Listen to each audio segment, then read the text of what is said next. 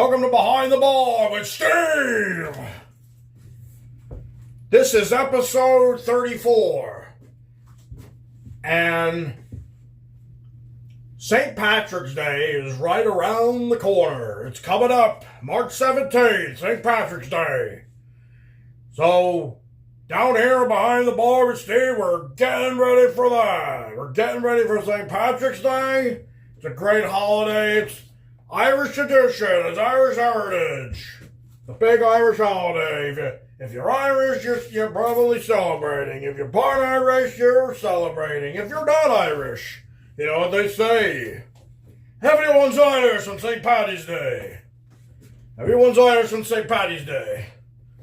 And we're all celebrating something. And maybe you are celebrating it when you don't even really, well, you're celebrating it because you're drinking, you're enjoying certain Irish traditions.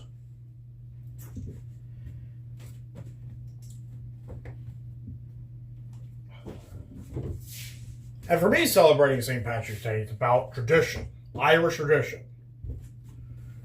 I have Irish in me, and I really like to bring out the Irish around this time of year.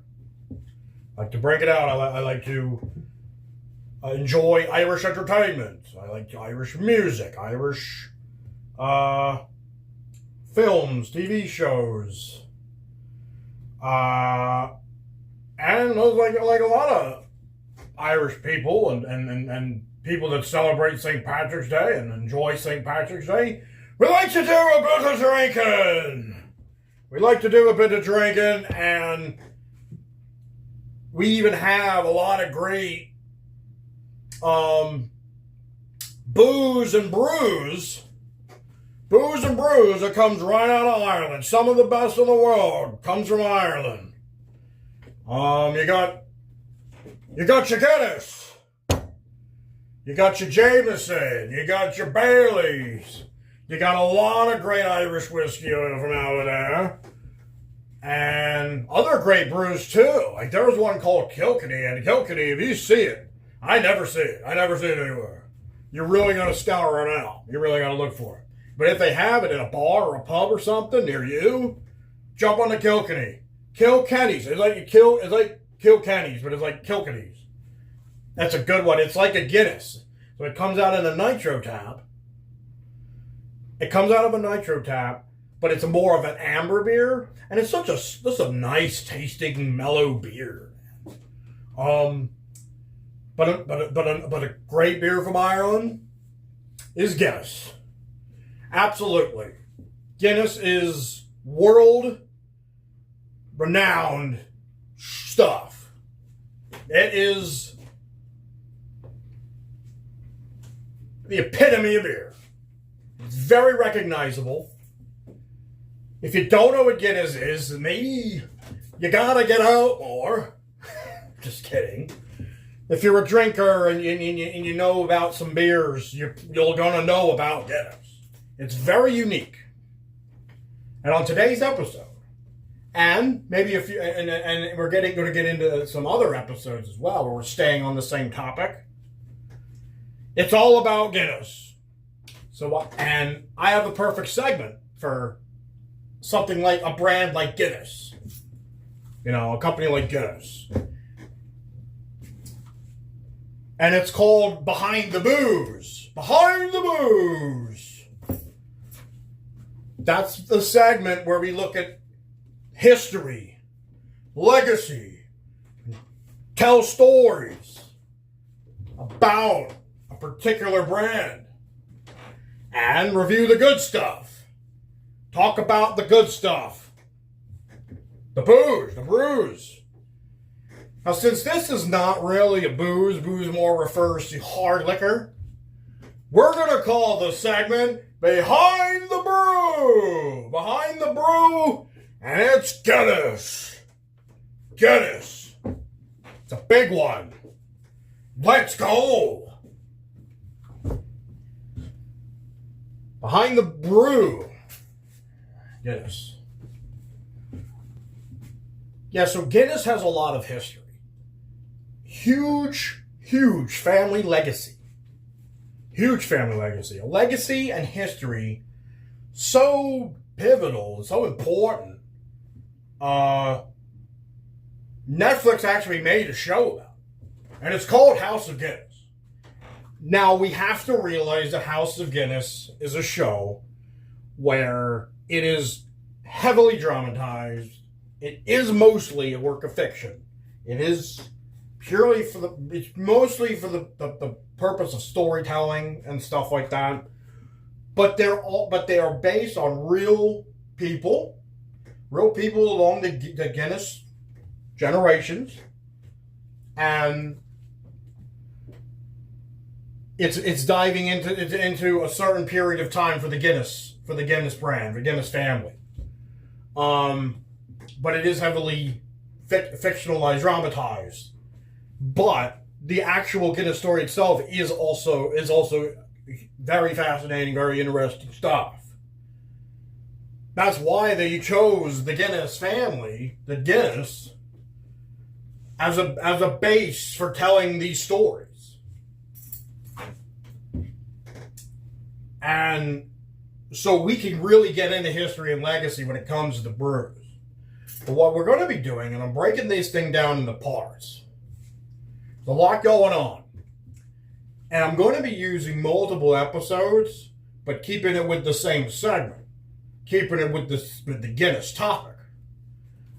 It's a lot of, and we're going into a lot of things. It's going to be multi-episode. It's going to take us right up to St. Patrick's Day. That's how I'm lining it all up.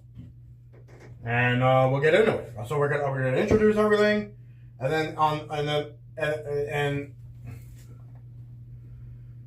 and so part one, basically, we're going to start with the brew itself. I want to get in the brew itself. The Guinness brew. The main brew for Guinness, the staple, the primary, the flagship brew for Guinness is the Guinness Draught. Guinness Draught. That is the one you'll see in all the Irish pubs, maybe even a lot of regular non-Irish bars. They'll have it on the nitro tap. You'll see it, Guinness.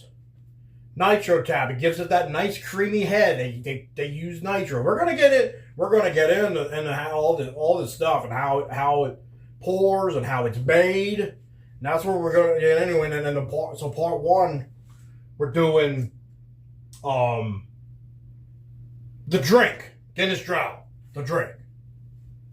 Then we'll be getting more into the history, and we'll getting into comparing the real history to the show House of Guinness. I'm highly recommending the show House of Guinness. It was a great show. You just have to watch it knowing that a lot of it is dramatized and all these things didn't actually happen. But a lot of interesting things did happen in the Guinness family and the Guinness legacy. And that's what this is all about. Legacy here. There is so much legacy going into this. So much history going into this. And this is a Guinness Draught, and we're going to pour it up. We're going to pour up a Guinness Draught. Now, I'm using one of my regular glasses. I'm going to be, I've ordered, I'm just haven't gotten them yet, some real Guinness glasses. You got to have that. You got to have a good authentic glass, but for now, we're going to use this regular glass. And, I also got some other cool Guinness stuff that's coming my way, and we're going to get into that along the lines as we move forward to St. Patrick's Day. So, let's get into pouring it up.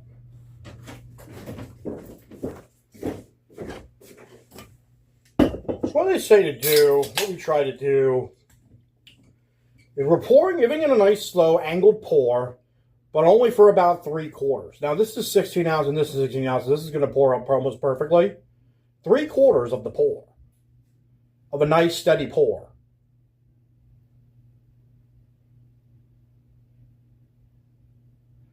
And these cans are loaded with a nitro widget.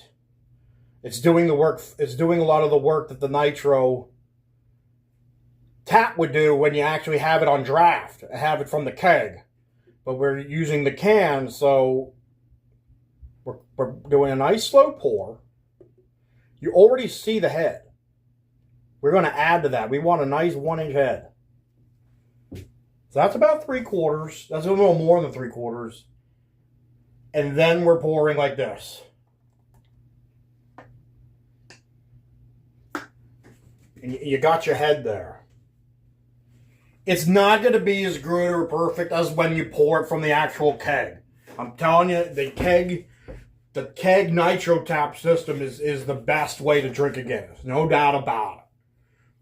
But we got our head on a really nice dark beer. And if you're wondering, the really dark beer, it's coming from roasted barley. Roasted barley is the key ingredient to Guinness, where we're getting that nice dark color and real rich notes. Real rich notes. Coffee-like notes. Because, I mean, coffee is a roasted bean to make coffee beans. Obviously, that's just the way it is.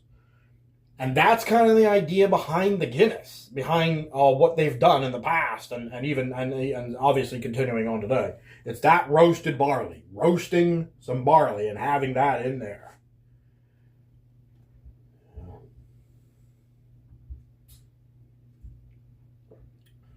There you go. There's a nice creamy head. Really rich taste. Really flavorful beer. It's going to be an acquired taste to the casual beer drinker. If you're just drinking regular old lagers and light beers and all that stuff, this is going to be very different. But if you like a beer, this is definitely one to try. And this is one where you gotta, almost like with a whiskey, you gotta sip it. And you gotta find the flavors, find those notes, find that flavor, because it's in there, and it's a lot, and it's a lot going on. There is a bitterness, it is even commonly known as a bit of a bitter taste, but it's not too bitter, and it's totally drinkable, and it's a nice sipping beer. You're just enjoying it. You're enjoying the flavors, and that is the Guinness Drought. Guinness Drought. We got to pour it up.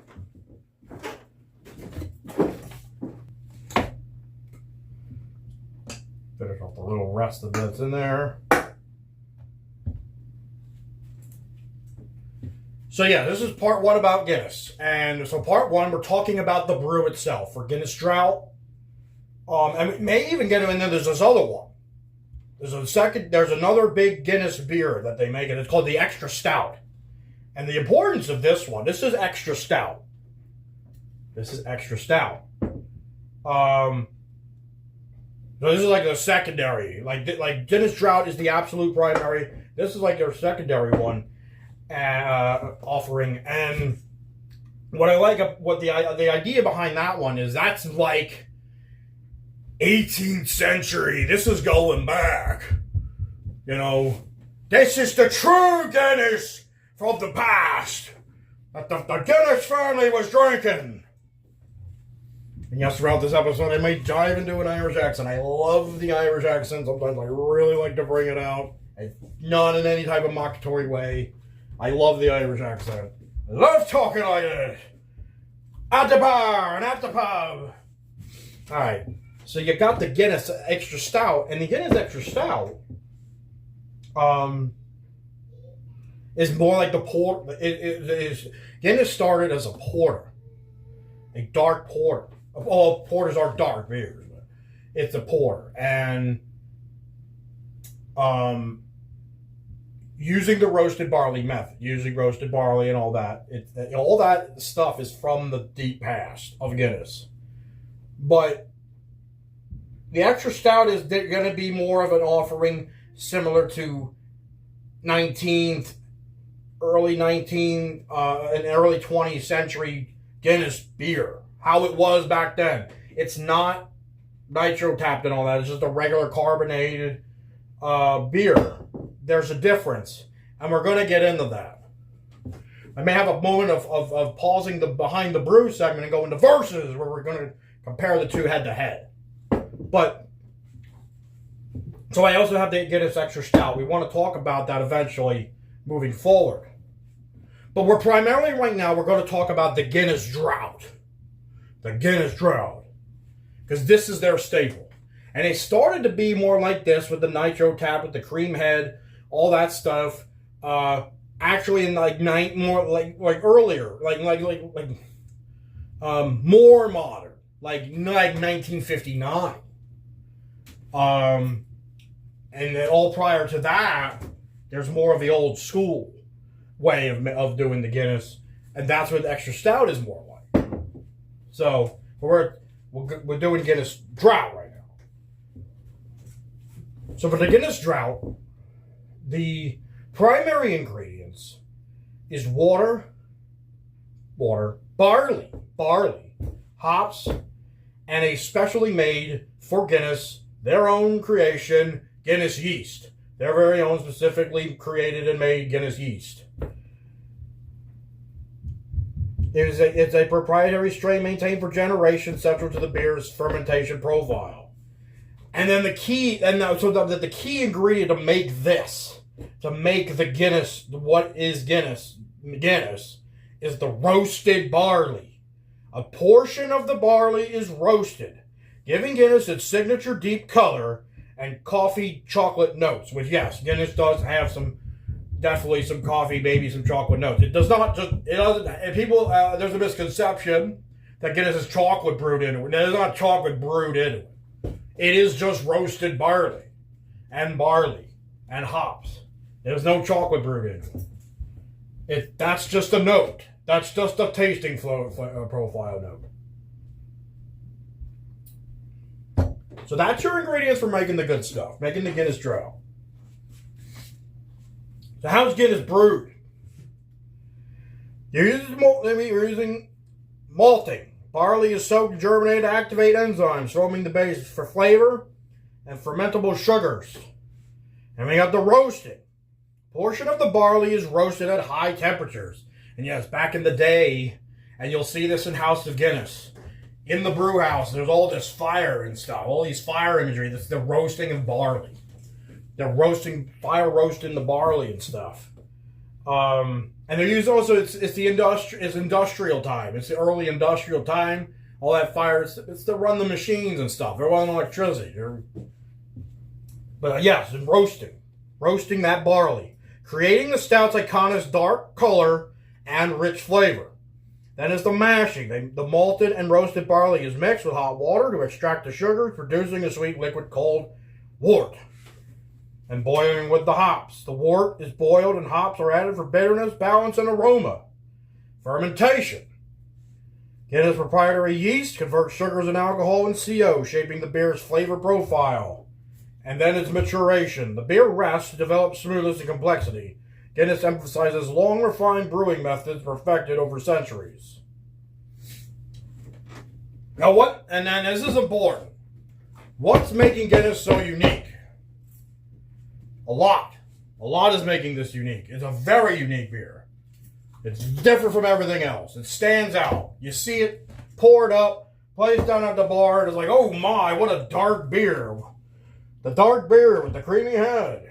So what's making it so unique? The nitrogenation.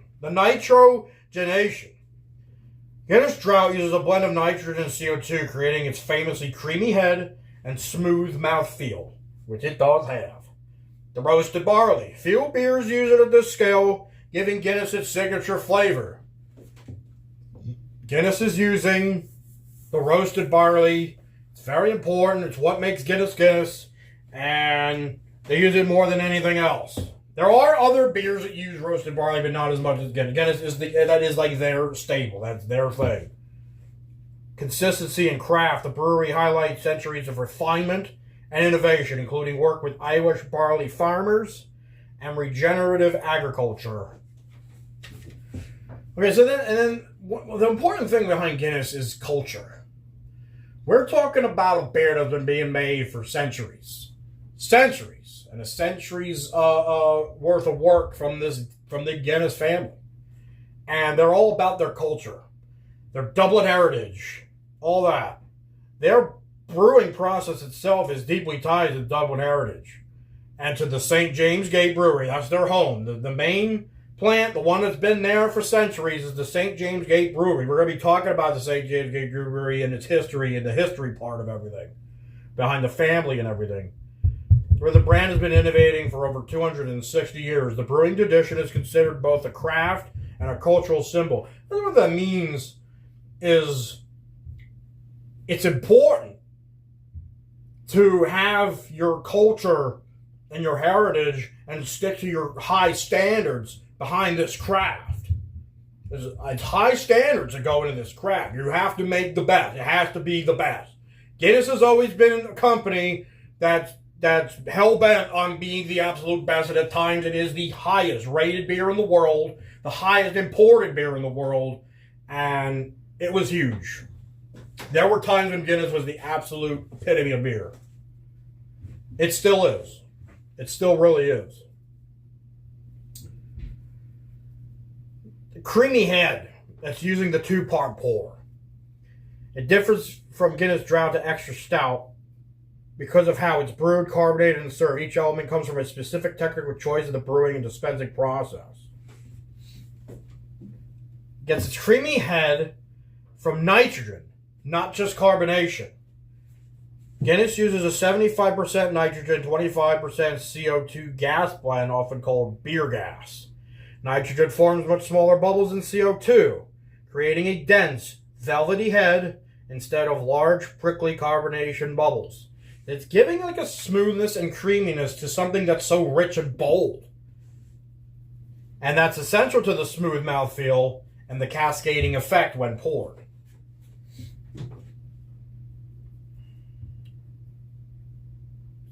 The 2-part pour is a ritual rooted in physics and presentation. The first pour fills the glass about 3/4 full, as we did with the pour. The beer is allowed to settle, letting nitrogen bubbles cascade downward and the head form.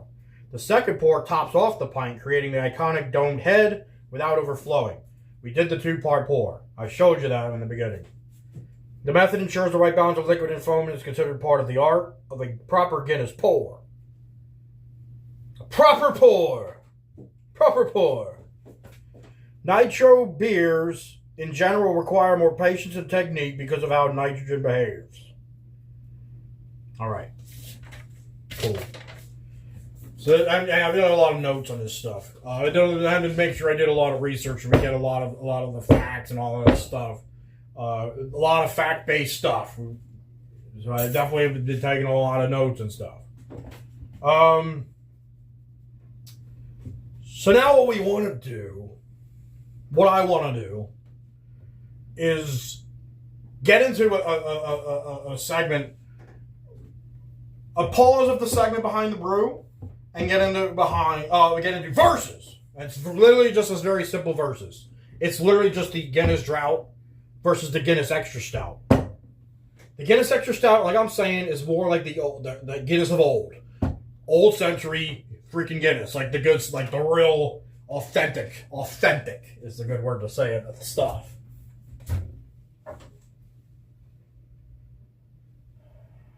Need another glass.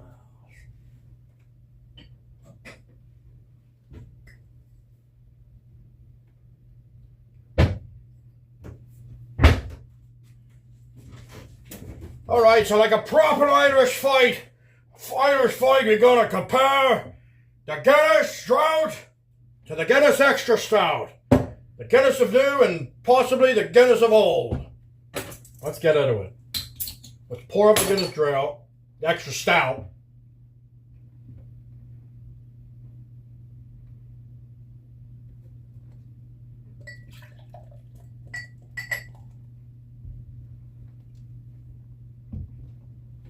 And like the guy does in the show, you want to give it the Guinness minute.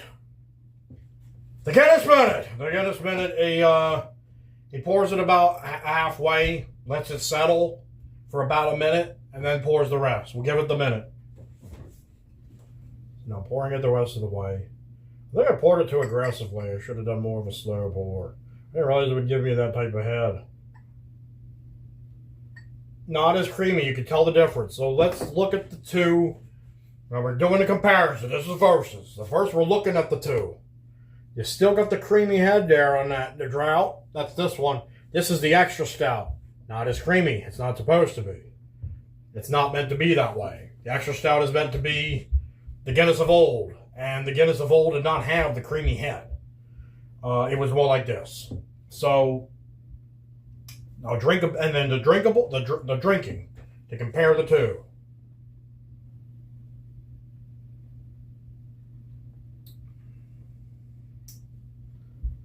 All right, so that's the Guinness drought.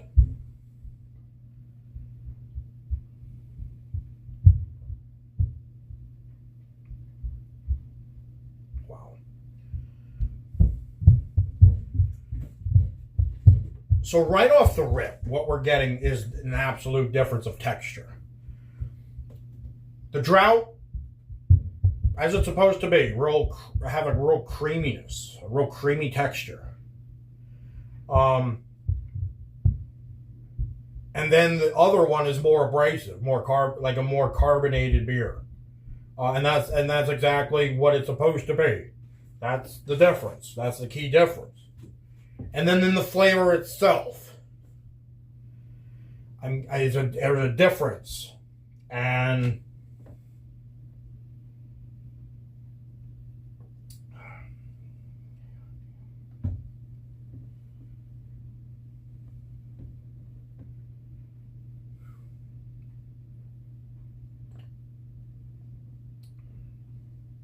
yeah. I'm getting a lot more flavor out of the extra stout. And I mean, I think that's kind of the point. The extra stout's got more flavor. It is rich and it is bold, and it's just more impact from the flavors. But I think a lot of it derives from the actual difference in texture. That smoothness behind the drought is a big impact. It's a big difference. It almost affects the flavor. I will say that the extra stout is more flavorful, and it's more potent. It's more potent. It's a stronger beer. Guinness Drought is not that strong of a beer. You know what? The Guinness Drought, actually, that's why it pairs well with a good Irish whiskey and all this other good stuff, because it's not that high of a percentage of alcohol. It's actually only 4.1. It's a good compliment to actually like drinking some hard stuff, like some good Irish whiskey. And then you got the extra stout that is more potent. It's a 5.6. So we're getting more alcohol and stuff. And it's a bit more bitter. So I'm going to say that probably without a doubt, better tasting, better flavor. We're going to go with the Guinness Extra Drought. The Guinness Drought. The Guinness Drought. The Guinness Drought is king. It's for a reason. And it's been like that for a reason. It is king. And it is tasting wise, it's better. If you want a nice bold, stiffer beer, more potent, more punch from the alcohol and all that, and a bit more bitter, real flavorful, it's the extra stout. And we're going to declare the winner, Guinness Drought. Guinness Drought is the better beer, but it's, with all the tasting and everything, overall, Guinness Drought. The Guinness Extra Stout is interesting, and it is a nice, stiff, bold beer. You gotta really like beer. You gotta really like some craft beer, like the Extra Stout, and I taste history in it. I taste the history in it. It's going back. That's an old school beer. You know that's going back centuries. You know that's going back to Guinness legacy. And that's exactly what they're going for when they make the extra stout. So yeah, the Guinness Drought, and it is no doubt about it. Like, that is the king of Guinness. That is the Guinness, the flagship. And that's why, because it's better. So here on paper, what are the differences? The two beers share a heritage, but differ in carbonation, flavor, and mouthfeel. Guinness Drought using the nitrogen and CO2 combination. Obviously, the creamy, smooth mouthfeel, the lower perceived bitterness, which was true, definitely less bitter, and served on tap or nitro cans with the widget. This does not have the widget or anything like this. Right out the bottle. And it's sharper, more robust, which I found. More pronounced bitterness and roasted notes. I guess so, with the roasted notes, but definitely a more pronounced bitterness. And the no creamy head. There was a clear difference. The head goes away completely on that. The head on this still sticks around. It's still there. That's so much better. Way better. So yeah, it's your drought. Creamy and smooth. The extra stout. Sharper, more carbonate. And this is important to Guinness. When I talked about Guinness drought, actually with the creamy, the cream head thing is a newer thing. Nitrogenation was a major innovation from the 1950s to 60s, developed to make Guinness smoother and more consistent across pubs. The widget in cans was invented later to recreate the drought experience at home, so people want to have the beer at home. These technologies are why Guinness drought tastes so different from traditional stouts.